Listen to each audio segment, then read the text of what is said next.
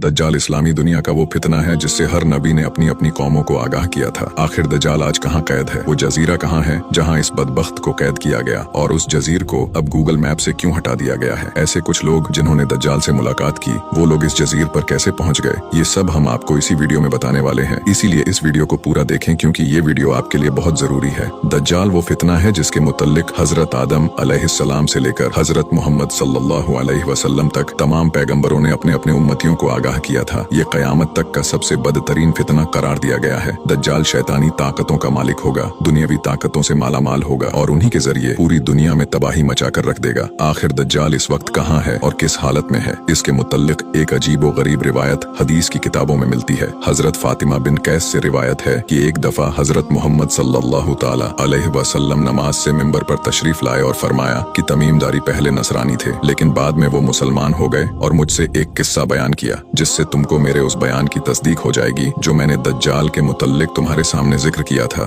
तमीमदारी ने बताया कि वो एक बड़ी कश्ती पर सवार हुए और उनके साथ 30 आदमी और थे। एक महीने तक वो समुंदर के तूफान में भटकते रहे और आखिरकार मगरिब की जानिब एक जजीर पर उनकी नजर पड़ी, जिसे देखकर वो बहुत खुश हुए और छोटी छोटी कश्तियों के साथ उस जजीर पर पहुंच गए। जब वो उस जजीर पर गए तो उन्हें जानवर की शक्ल की एक चीज नजर आई जिसके सारे जिस्म पर बाल ही बाल थे। उन लोगों ने उससे कहा कि तू क्या बला है? तो उसने बताया कि मैं दज्जाल का जासूस हूँ, उस गिरजे में चलो, वहाँ एक शख्स है जो तुम्हारा बड़ा ही इंतजार कर रहा है। वो सब उस गिरजे में पहुंचे जहाँ उन्होंने एक बड़ा शख्स देखा कि उससे पहले उन्होंने वैसा शख्स कभी नहीं देखा था। उसके हाथ गर्दन से मिलाकर और उसके पैर घुटनों से लेकर टखनों तक लोहे की जंजीरों से निहायत ही जोर से बंधे हुए थे। उन्होंने उससे कहा कि तू कौन है? वो बोला, तुमको मेरा पता लग ही गया, अब तुम बताओ तुम कौन लोग हो? उन्होंने कहा कि हम अरब के बाशिंदे हैं, हम एक बड़ी कश्ती में सफर कर रहे थे, समुंदर में तूफान आया जिसके बाद हम इस जजीर तक पहुंच गए। उसने कहा कि मुझे ये बताओ कि बैसान के खजूरों में फल आते हैं या नहीं? उन्होंने कहा कि हाँ आता है। उसने कहा कि बहुत जल्द इसमें फल आना बंद हो जाएंगे, मुझे बताओ कि बहरे तिब्रिया में पानी है या नहीं? तो उन्होंने कहा कि अभी उसमें बहुत पानी है।